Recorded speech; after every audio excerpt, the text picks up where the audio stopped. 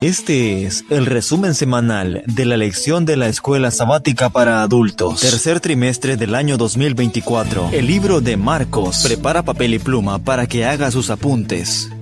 Y ahora con ustedes, la lección de esta semana en la palabra del hermano Otto Velasco. Y a la hora novena, Jesús exclamó a gran voz: Eloi, Eloi, lama sabactani, que quiere decir: Dios mío, ¿por qué me has desamparado? Marcos capítulo 15, versículo 34. Estamos ahora en la lección número 12 para ser desarrollada el 21 de septiembre del año 2024. El título de la lección: Juzgado y crucificado. Y está basada en Marcos capítulo 15. Este capítulo es el corazón del relato de la pasión. Allí se presenta el juicio de Jesús, número 1, su condena, número 2, la burla de los soldados, su crucifixión, número 3, que es la muerte, y su traslado al sepulcro. En este capítulo, los eventos son presentados con todo detalle, con nitidez, probablemente porque el autor pretende que los hechos hablen por sí mismos. Marcos capítulo 15 presenta 3 escenas clave relacionadas con el juicio, la crucifixión y la resurrección de Jesús. Estos acontecimientos resultan iluminadores acerca de la naturaleza del reino de Dios. En primer lugar, Marcos examina el papel que desempeña el Sanedrín en la condena de Jesús. En este evento, los sacerdotes y otros dirigentes judíos aparecen como antagonistas. A continuación, Marcos dedica un espacio considerable de su relato a la descripción del papel de Poncio Pilato. Este tiene un papel importante en la condena y el juicio de Jesús. Por último, Marcos también narra las acciones de José de Arimatea, quien coloca el cuerpo de Jesús en el sepulcro que había preparado para sí mismo cuando muriera. El estudio de esta semana se divide en 3 secciones. Número 1. El Sanedrín y la condena de Jesús. En esta sección se examina la actitud del concilio, que también se le llama Sanedrín, y del sumo sacerdote hacia Jesús antes de la crucifixión. Número 2.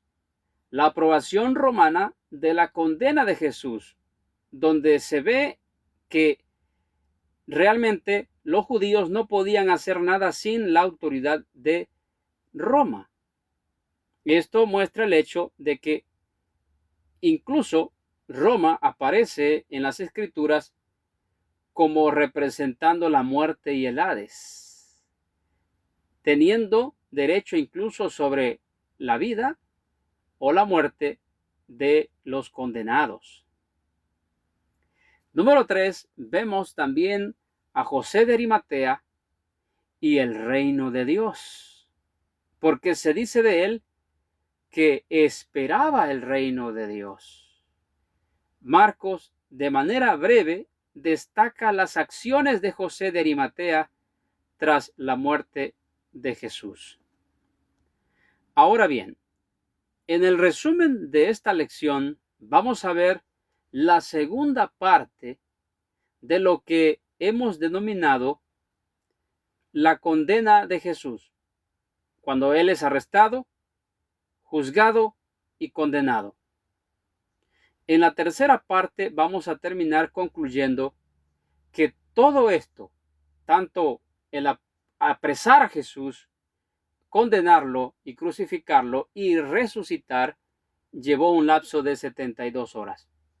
Veamos hoy más evidencia bíblica sobre el arresto y la condenación de Jesús. Establezcamos primero un principio. San Juan capítulo 11, versículo 9. Respondiendo Jesús, ¿no tiene el día 12 horas? El que anda de día no tropieza, porque ve la luz de este mundo. A la luz de esta escritura y otras más, vemos que tanto el día como la noche tenía un periodo de 12 horas. 12 horas de noche y 12 horas de día. Aunque los romanos habían dividido la noche 4 vigilias. Sin embargo, claramente entonces tenemos 12 horas de noche y 12 horas de día. Y como vimos en la lección anterior, la noche precedía al día. Es decir, que el día de 24 horas comenzaba a la puesta del sol del día anterior.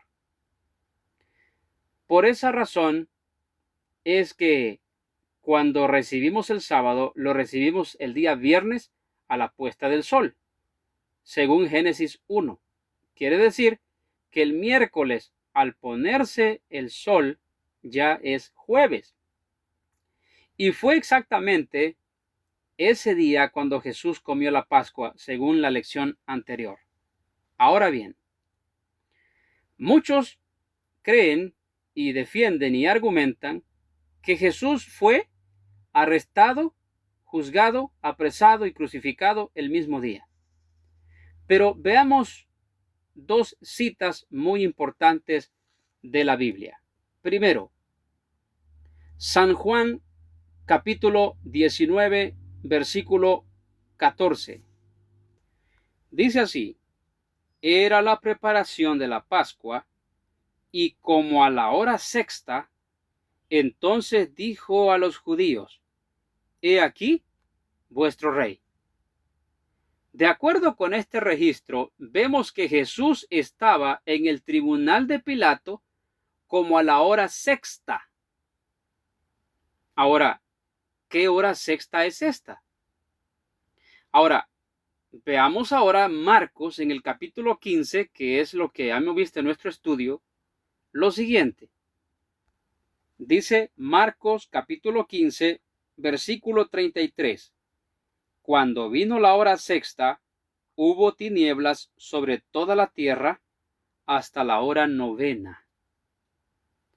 Bien, primero, la hora sexta que vemos aquí puede ser tanto el mediodía como la medianoche, ya que hemos establecido que la noche tenía 12 horas y el día también tenía 12 horas.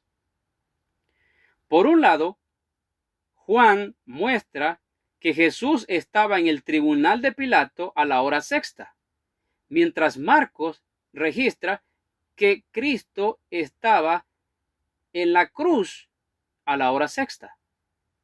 No pudo haber sido el mismo tiempo.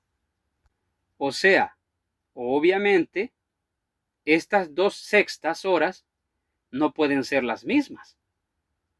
Porque en la primera sexta hora, él estaba en el juicio y en la otra, él estaba en la cruz. Hasta aquí entonces, si la hora sexta es al mediodía, entonces la hora tercera son las 9 de la mañana y la hora novena vienen a ser las 3 de la tarde de nuestro tiempo. De acuerdo con el registro que Marcos 15 nos da, en el versículo 25 dice: era la hora tercera cuando le crucificaron, o sea, las 9 de la mañana de nuestro tiempo. Y en el verso número 34 dice: y a la hora novena, o sea, a las 3 de la tarde, Jesús clamó a gran voz diciendo: Eloi, Eloi, lama sabactani, que traducido es: Dios mío, ¿por qué me has desamparado? Basado en esto, entonces, vemos que todos los eventos no sucedieron en un día de 12 horas y que necesariamente, por lo tanto, Cristo fue traído ante Pilato a la medianoche del día viernes, tomando en cuenta que la noche viene antes del día. De eso estamos seguros porque Juan capítulo 19 versículo 14 dice que era la preparación de la Pascua ese viernes. Por eso es concluyente que Jesús fue traído ante Pilato cerca de la medianoche, o sea, la hora sexta, lo que nosotros le llamamos la noche del jueves, pero que de acuerdo al Génesis es la noche del viernes. Por lo tanto, Jesús fue arrestado el jueves muy por la mañana. Luego, él es juzgado ante Anás mientras todavía estaba oscuro. Veamos San Juan 18:13. Y le llevaron primeramente a Anás porque era suegro de Caifás, que era sumo sacerdote aquel año. Luego Jesús es traído ante Caifás en la asamblea del Sanedrín. Este fue su primer juicio legal, al amanecer. Veamos Mateo capítulo 26, versículo 57. Y los que prendieron a Jesús le llevaron al sumo sacerdote Caifás, donde estaban reunidos los escribas y los ancianos. Veamos ahora Mateo 27, versículo 1. Venida la mañana, todos los principales sacerdotes y los ancianos del pueblo entraron en consejo contra Jesús para entregarle a muerte.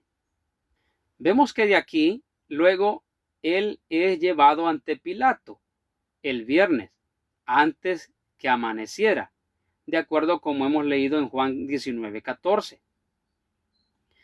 Pero luego él es llevado ante Herodes. Veamos el registro en Lucas capítulo 23, versículo 7. Y al saber que era de la jurisdicción de Herodes, le remitió a Herodes, que en aquellos días también estaba en Jerusalén. Ahora, después de presentarse ante Herodes, es llevado de nuevo a Pilato otra vez. Esto está en Lucas 23:11. Entonces Herodes con sus soldados le menospreció y escarneció, vistiéndole de una ropa espléndida, y volvió a enviarle a Pilato. Y finalmente fue crucificado en la mañana del mismo día viernes a la tercera hora, según Marcos 15:25, o sea, 9 de la mañana de nuestro tiempo moderno. Este registro del tiempo muestra que su captura, su juicio y su crucifixión fueron cuidadosamente arreglados de antemano